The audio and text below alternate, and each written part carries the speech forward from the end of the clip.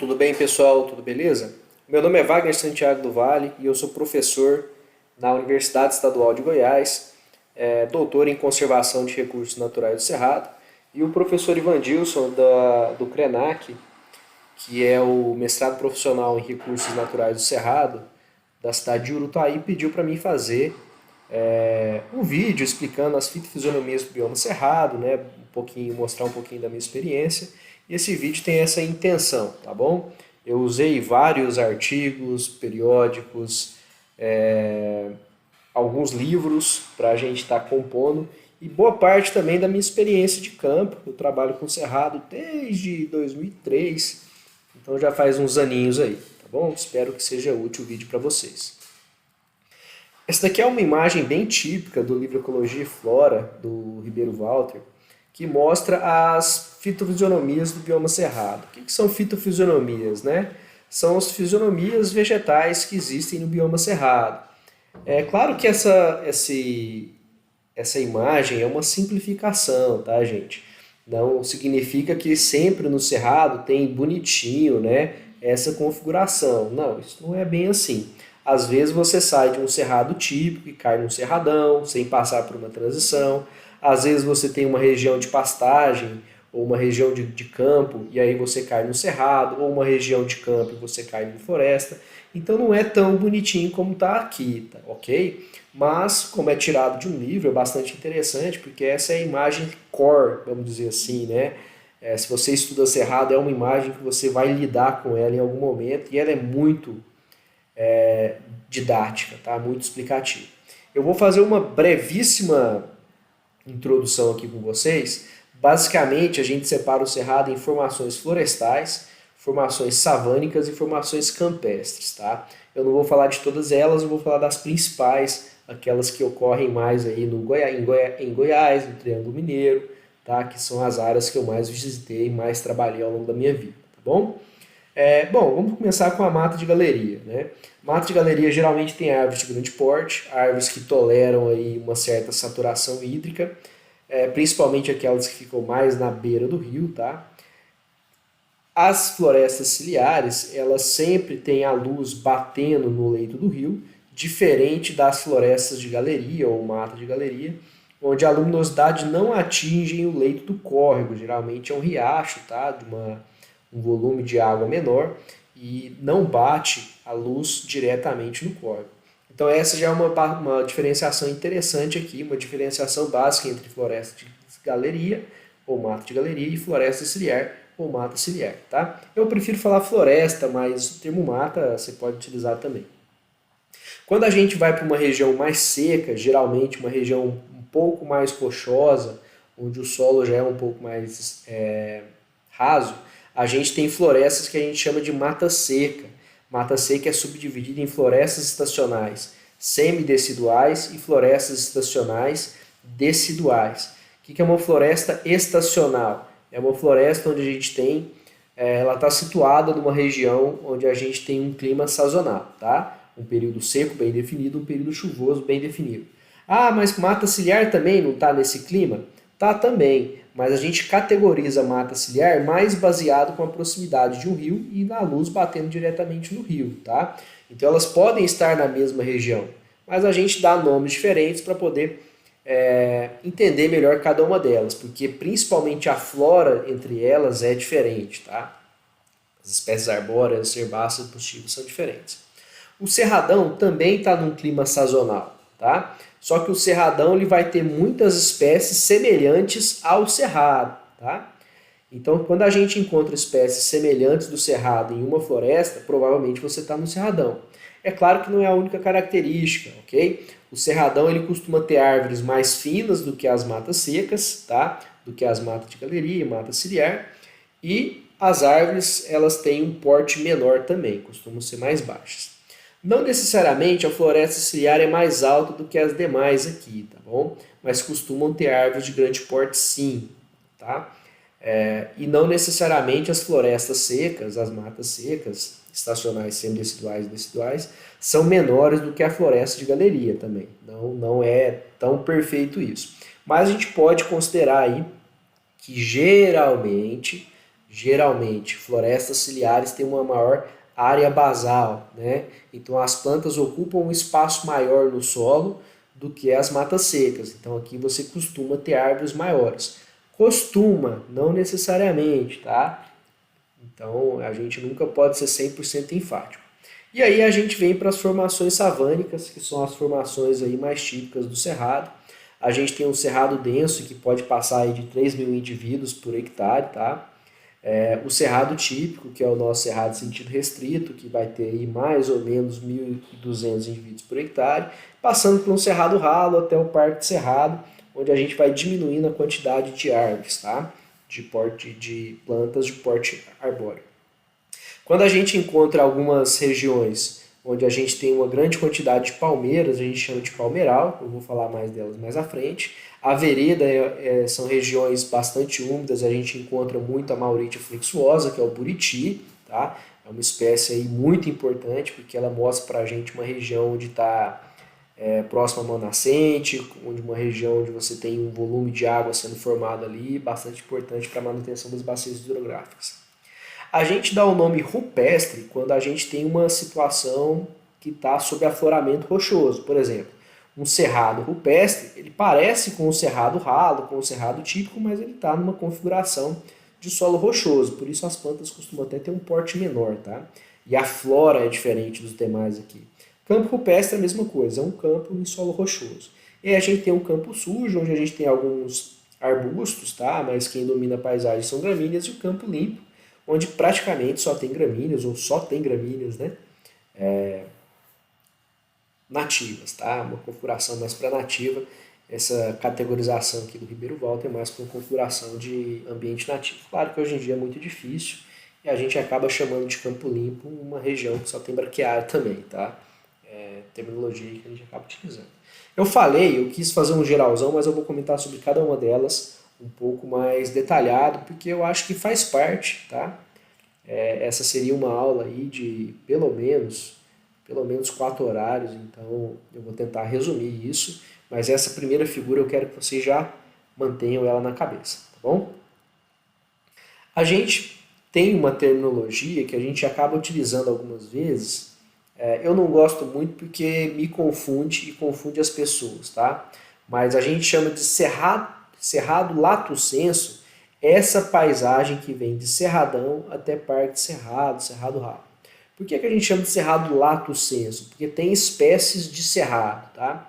Mas o cerradão é uma formação florestal, tá? Então o cerradão é uma floresta. Por que eu não gosto muito dessa terminologia cerrado lato sensu? Porque a gente acaba ignorando as florestas, que a gente chama de cerradão, e a gente acaba dando um valor, um peso para ele semelhante, por exemplo, a um cerrado típico, sendo que são coisas diferentes na paisagem. Mas tudo bem, é uma categorização muito utilizada, muito difundida. Notem que cerrado rupestre e campo cerrado também é considerado, campo rupestre também são considerados cerrado lato, tá? Mesmo o cerrado rupestre sendo diferente do cerrado típico, por exemplo.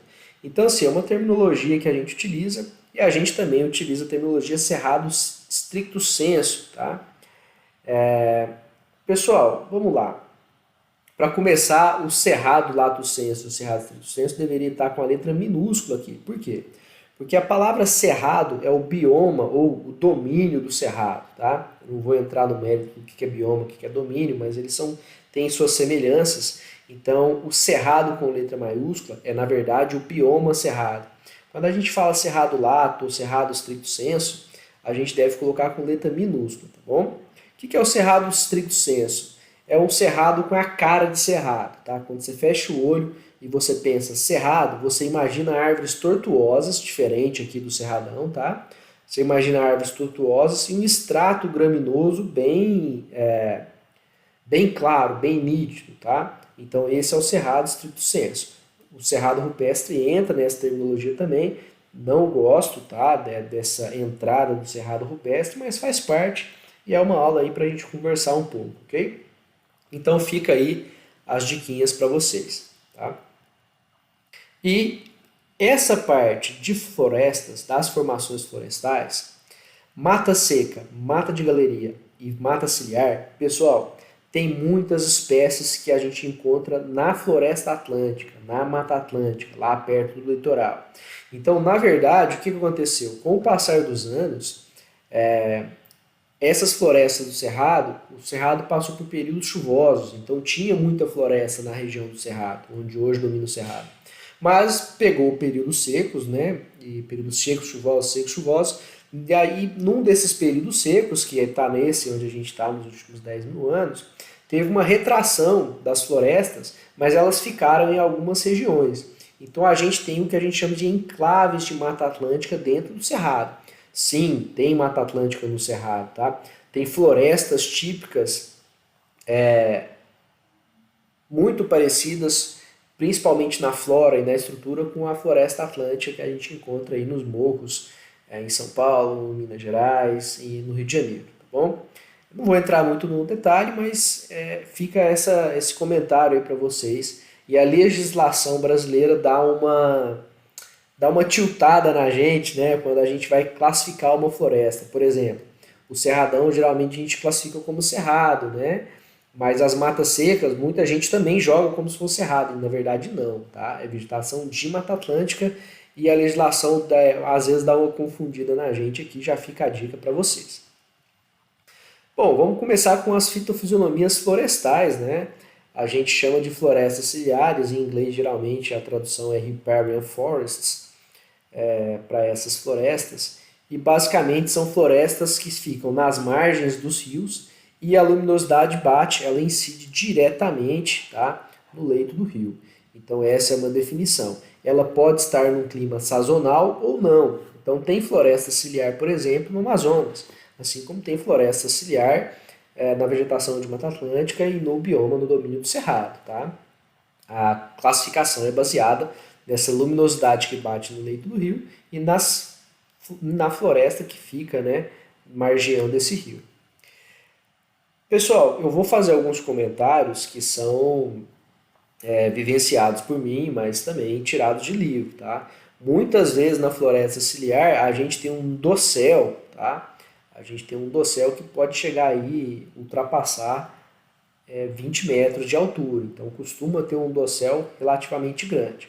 Mas conforme a gente se afasta do leito do rio, imagina que o rio está aqui, ó, conforme a gente afasta do leito do rio, após 20 e poucos metros, a gente já começa a ter árvore de menor porte. Então a influência do rio em relação a essa floresta de porte maior é até uns 20, 25 metros. Ah, Wagner, então depois disso a gente não precisaria dessa vegetação aqui para proteger o leito do rio? Muito pelo contrário. Essa vegetação que fica depois dos 25 metros aí, em relação à floresta ciliar, ela protege a floresta ciliar de ventos, tá? Que correm para cá, ó, nessa direção. Então ela é muito importante para a manutenção da floresta ciliar. Então não é simplesmente manter as árvores, não, você tem que manter a proteção. De um lado você tem o rio, do outro lado você tem uma vegetação que vai proteger essas árvores. Por isso que a vegetação de floresta ciliar tem que ser grande, tá? A vegetação juntando floresta ciliar e outras fisionomias, para que realmente ela esteja protegida. Muitas vezes a gente leva a legislação ao pé da letra, né? Ah, então se a gente for até 30 metros tá bom, a gente protegeu a floresta ciliar. Mas depende, tá? Se for uma região onde venta muito e o vento vem nessa direção aqui, talvez não. Então, nós que trabalhamos com conservação e estudamos isso, a recomendação é a gente deixar aí pelo menos mais uns 20, 30 metros depois do final da floresta ciliar. Wagner, como que eu sei que a floresta ciliar acabou? Bom, você pode olhar a altura, né, o porte das árvores, mas principalmente as espécies. Tá? A floresta ciliar tem espécies típicas de um ambiente mais úmido.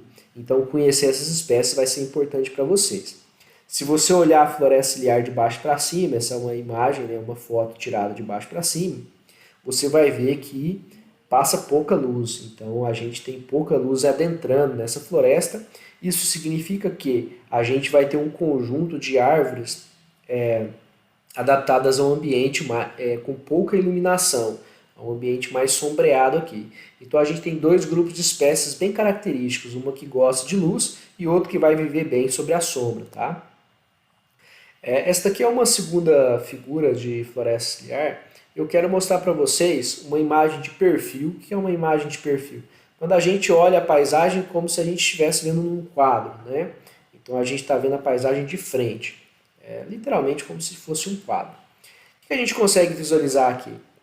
Muitas vezes, na região próxima ao leito do rio, a gente tem um barranco, tá? Quando esse barranco é muito íngreme, a gente não encontra essa vegetação aqui, tá? Mas quando esse barranco não é tão íngreme assim, a gente encontra uma vegetação um pouco mais baixa em relação àquelas árvores de grande porte. Por quê? Porque se tivesse uma árvore grandona aqui, ela ia cair, né, no leito do rio. Por que essas árvores são importantes? Por que essa situação eu quis mostrar para vocês?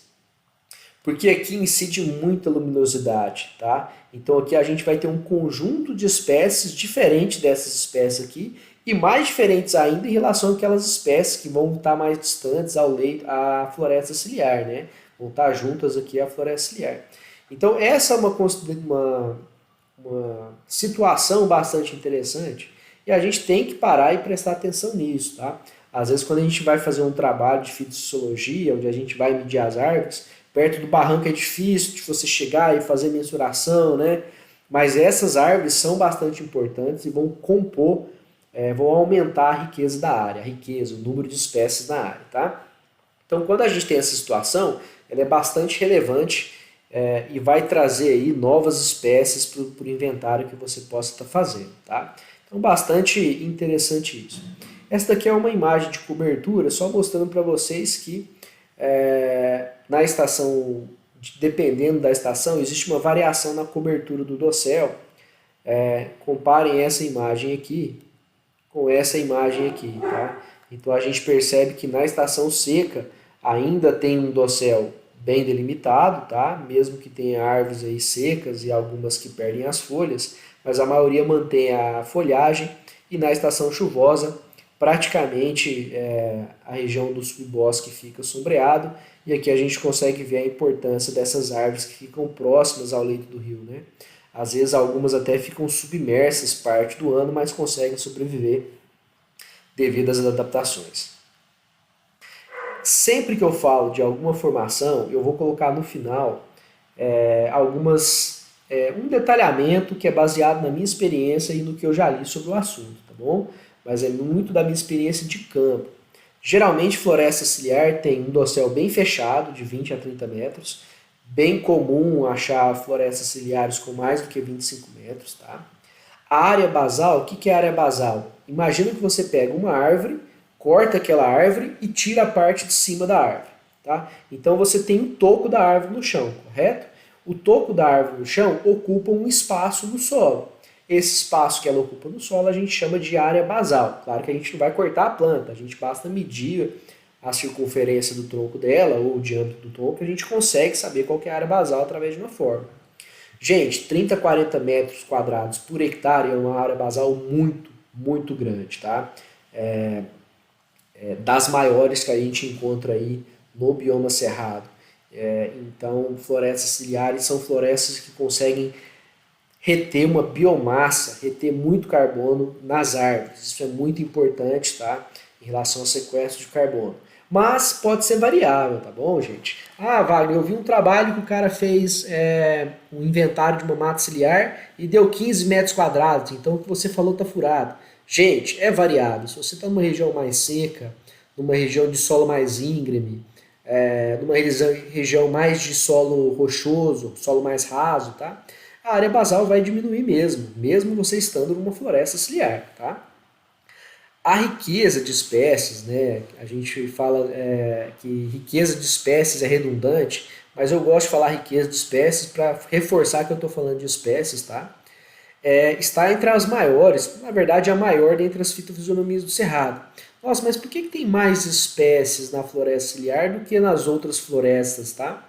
É porque na floresta ciliar você tem um conjunto de árvores muito diversificado. Você tem árvores que suportam um ambiente um pouquinho mais seco, na região mais alta da floresta ciliar. Você tem plantas, espécies que suportam uma região de alagamento e plantas, espécies que suportam uma condição mais seca ainda, tá? E ainda tem as espécies do bosque. Então é muita espécie que você encontra nas florestas ciliares. E a gente consegue perceber claramente que o número de espécies está pau a pau, né? Bem pareado com a vegetação de floresta atlântica. Então dá uma olhada aí em trabalhos em floresta atlântica que você vai ver que é isso que a gente encontra de espécies, geralmente, tá? Então sim, temos Mata Atlântica no Cerrado, não há dúvida entre os cientistas que isso acontece. Na legislação, como eu disse, tem alguns probleminhas, né? Mas faz parte. A legislação é para ter uma noção geral, mas na minha opinião dá para melhorar bastante isso. Pessoal, em relação à densidade, geralmente a gente encontra mais de 1.000 árvores por hectare, tá? A gente sempre faz essa categorização por hectare, que são 10.000 metros quadrados, tá bom? Também é variável, mas é uma quantidade bem razoável de árvores. E uma diferenciação aqui, né? Geralmente matas secas variam de 800 até 1.000, 1.100 árvores. E cerradão passa de 1.500 árvores até às vezes 3.000 árvores por hectare. Então aqui é uma diferenciação estrutural entre elas bastante interessante. E o índice de diversidade de Shannon, gente, eu estou usando o Shannon porque ele é o mais comum aqui no Brasil. Não estou defendendo o uso do Shannon, não estou falando que Shannon é o melhor, tá? Simplesmente ele é muito utilizado. Quem faz relatório técnico usa Shannon, tá? E essa é uma aula não somente para quem quer aprender, mas para quem também trabalha no meio, tá? Então eu acho importante falar da diversidade de Shannon. Geralmente as florestas, as outras florestas que a gente encontra no Cerrado, não costumam passar de 3,5 a diversidade de Shannon, tá? Então para nós, diversidade acima de 3,5 é uma diversidade bastante alta. 4 é absurdo de alto, tá bom? Vamos aqui falar falar de um fechamento aqui das florestas ciliares. Por que eu coloquei essa parte, tá? Porque muita gente não sabe para que serve floresta. Às vezes trabalha com isso e aí na hora de explicar para alguém, para um parente, para um tio ou para o chefe da empresa, alguma coisa desse sentido, a pessoa não sabe para que serve floresta ciliar.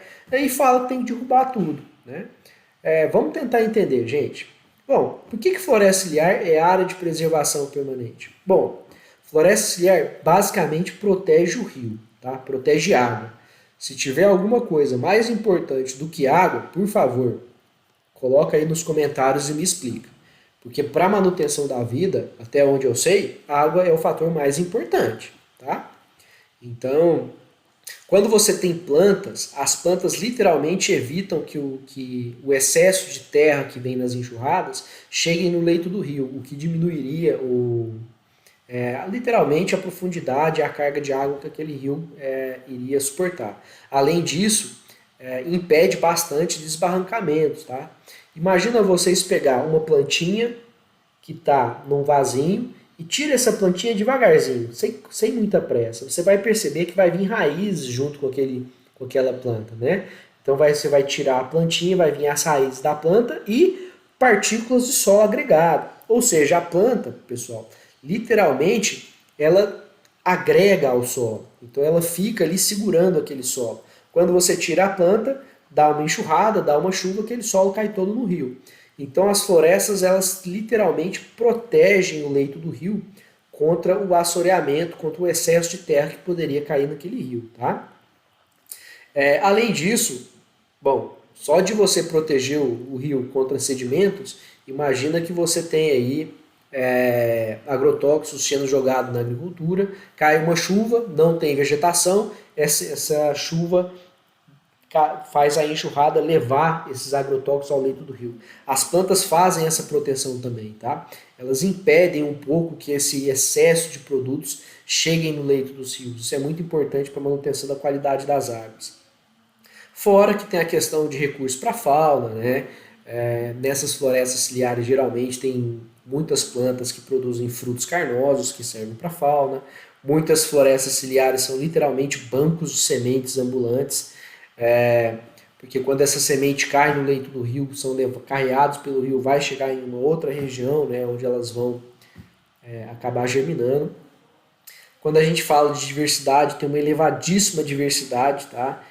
Tanto alfa, que é a diversidade que tem no local, quanto beta. Então, quando você pega duas florestas ciliares, às vezes próximas, uma perto da outra, elas variam bastante em relação às espécies que tem ali. Então, a diversidade beta também é muito grande. E essa heterogeneidade ambiental ela é bem relevante para que tenha essa alta biodiversidade. Tá? Heterogeneidade é a variação entre diferentes ambientes. Do mesmo jeito que você tem uma floresta ciliar num solo mais íngreme, você tem uma floresta ciliar num solo menos íngreme, menos rochoso. Então tem uma diferenciação aí muito grande entre as diferentes florestas ciliares. Já comentei a importância delas para o sequestro de carbono, são elas que têm são detentoras da maior biomassa aqui no Cerrado, tá? Dentre as florestas. Formam os corredores ecológicos, são refúgios para a fauna, protegem o leito dos rios. Então, sim, florestas ciliares são prioritárias para a conservação. Quando a gente fala prioritário para a conservação, é porque ela tem tantas funções na paisagem, e ela serve para tantas coisas, que retirar elas é simplesmente burrice. Tá? É burrice. Você está matando o seu ambiente, você está denegrindo a qualidade das águas, reduzindo a quantidade de água que você pode estar utilizando aí para diversas finalidades. Então, sim, florestas ciliares devem ser preservadas, devem ser conservadas e devem ser restauradas nas localidades onde não tem por diversos fatores, tá bom? Fica aí a mensagem para vocês. Wagner, eu não concordo com o que você está falando. Estude. Só isso que eu te falo. Vai lá e estuda. Se você estudar, você vai perceber o quão essas últimas mensagens que eu passei para vocês estão corretas. E não é o Wagner falando não, tá? São zilhões de trabalhos, zilhões de pesquisadores que já demonstraram isso. Tanto é que praticamente todos os países do mundo, florestas ciliares são considerados áreas de preservação, tá? Com diferentes nomes, tá? Cada país chama de um jeito, mas são áreas aí prioritárias para preservação. Aqui no Triângulo Mineiro, a gente tem várias florestas ciliares que a gente fala que elas estão em uma condição ciliar. Como assim, Wagner? Ficou maluco? O que é isso? Gente, imagina uma floresta ciliar que segue o leito de um rio normal, ok? Agora imagina que foi feita uma barragem, essa barragem subiu o leito do rio, então a gente tem a água armazenada nessa represa, tá? E antes você tinha uma vegetação que não ficava próxima ao leito do rio, mas que agora está próxima ao leito do rio. Então é uma vegetação que não é uma floresta ciliar típica, mas de uma hora para outra, quando a água do rio subiu e ficou perto dessa floresta, essa floresta passou a ter água no seu leito, né, na sua margem, e agora ela está numa condição ciliar. É como se fosse uma floresta ciliar artificial, tá? E o que acontece? Muitas vezes as florestas estacionais, quando elas estão sujeitas à barragem, a represas, elas passam a se situar numa condição ciliar. Isso é bastante interessante porque as florestas vão mudando ao longo do tempo por causa dessa água que chega e elas começam a querer se aproximar de uma floresta ciliar típica. Tá? É uma situação bem comum aí que a gente encontra no Brasil, um dos países com detentores aí do maior número de hidrelétricas, né? Que a gente tem no planeta. Quais são as diferenças? Tá? As diferenças é que quando a gente tem barragens, as barragens impedem a dispersão de sementes. Então, geralmente, a floresta que está embaixo da barragem vai ficar diferente da floresta que está em cima da barragem. Quando a gente não tem barragens, literalmente as sementes são carreadas, né, ao longo do fluxo do rio. Então, já são duas florestas diferentes. Além disso, tem muitas espécies, né, que não são adaptadas a essas condições de estar na margem do rio e acabam morrendo. Né? Imagina que você é uma espécie que gostava de uma estação seca todo ano e do nada você tem água no seu pé a todo momento. As raízes podem morrer por afogamento, literalmente, tá? Por redução de oxigenação no solo. E aí, enfim, né? A hipoxia leva a árvore à mortalidade. Então, uma floresta típica ciliar, ela é diferente de uma floresta em uma condição ciliar, tá?